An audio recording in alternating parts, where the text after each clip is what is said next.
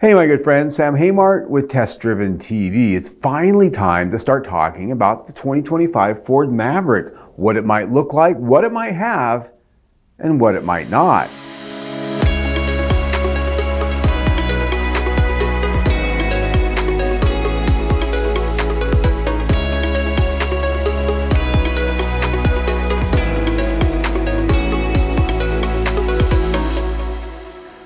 Alright my friends, with the Ford Maverick getting its first refresh for the 2025 model year unless Ford pushes it back, the popular compact truck that all but owns the market right now should be getting a lot of improvements in styling, trim availability, colors, and maybe even powertrains. Having been an enormously popular entry-level product for Ford, the 2022 Maverick sold out well before the production year ended, and the 2023 models did as well. For 2024, they're still hard to get, but they're finally starting to be seen sitting at dealership lots occasionally, even if it's only for a few days. It's at the 3-year mark though, and Ford usually treats their models to a mild refresh to update things like styling, feature content, colors, trim variations, and even sometimes changes things up under the hood. As an owner of one and someone knee-deep in the online community of Maverick owners, as well as an automotive journalist who has a good feel for how Ford operates here, here's my predictive wish list for the updates we could see on the 2025 Ford Maverick.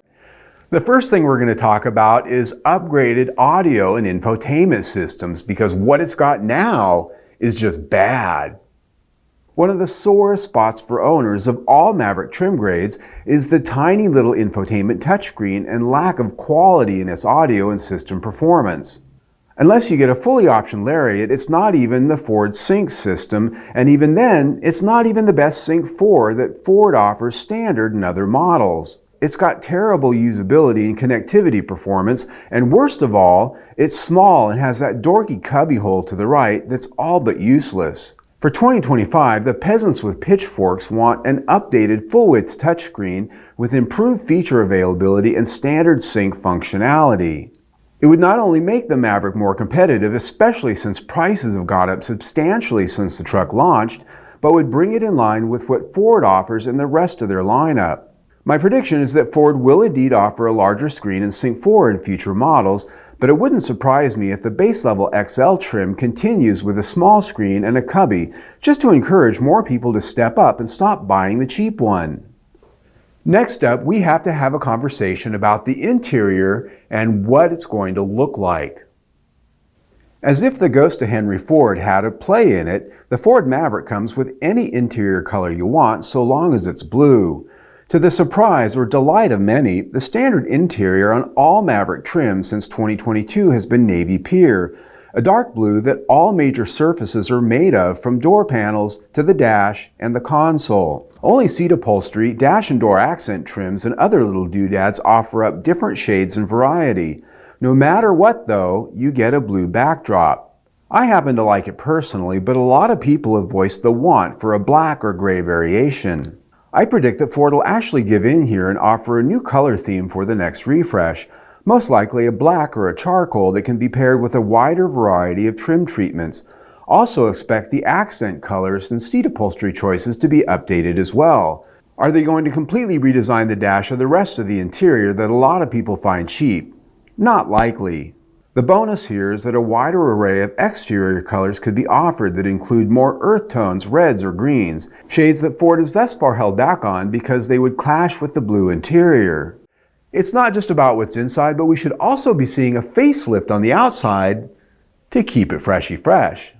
As with most product cycle refreshes, we should expect a mild update to headlights, grills, bumpers, and tail lamps that update the appearance easily with new plastic molds.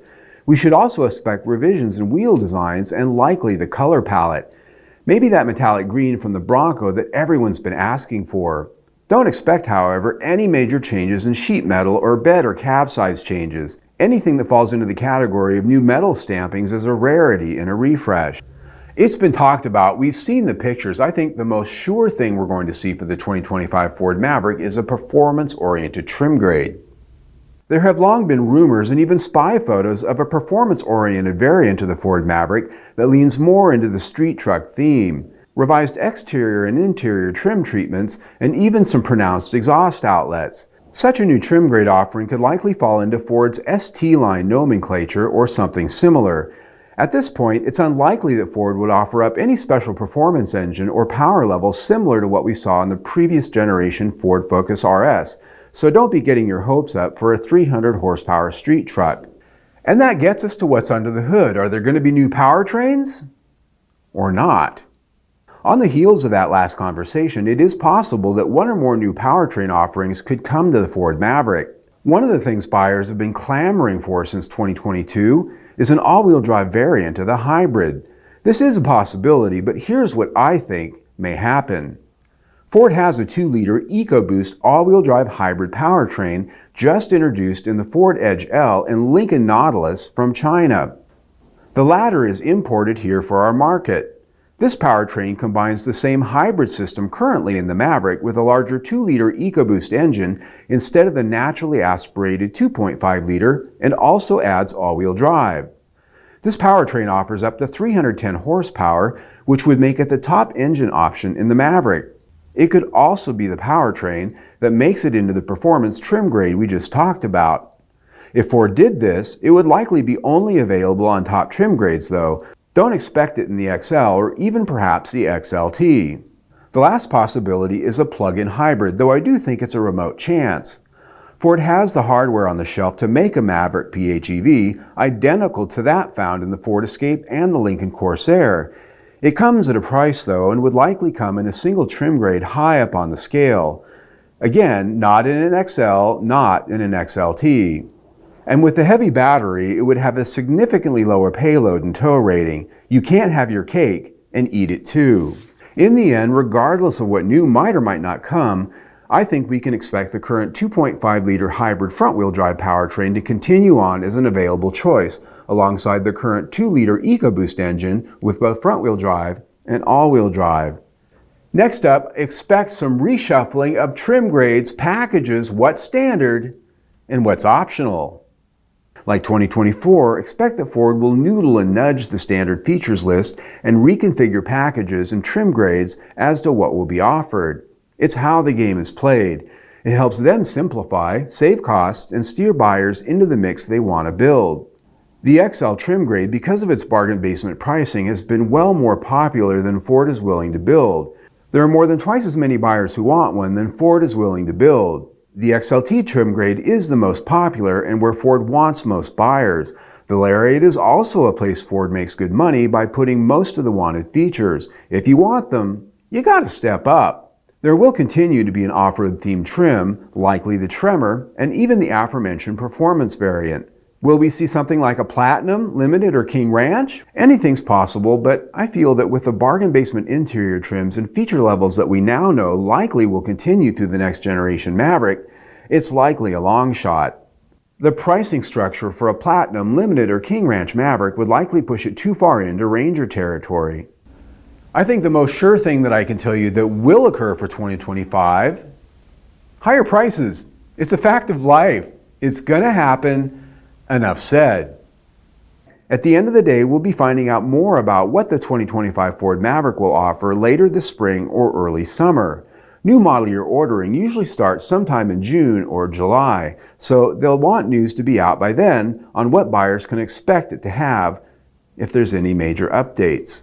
2025 Ford Maverick production will then likely be expected to commence sometime in the fall, with first deliveries to come late this year or early in 2025. If there are any major new powertrain options like a plug-in hybrid or EcoBoost hybrid all-wheel drive, these would most likely be late availability and very limited production mix. You'd want to get your orders in early for these to have a better chance of actually getting one. Alright my friends, there you go for my predictions and some crowdsourced wish list items for the 2025 Ford Maverick gleaned from the many Ford owners out there on the internet talking about their Ford Maverick and what they want to see when they get their next one. These are things I'd like to see, quite frankly. Will they all happen? Well, who knows? Time will tell, won't it? So until then, you can see our Maverick playlist right here, the biggest one on YouTube with test drives, technical news, and other little bits and pieces. You can also subscribe to our YouTube channel right there and stay informed of everything we do. Either way, stay tuned.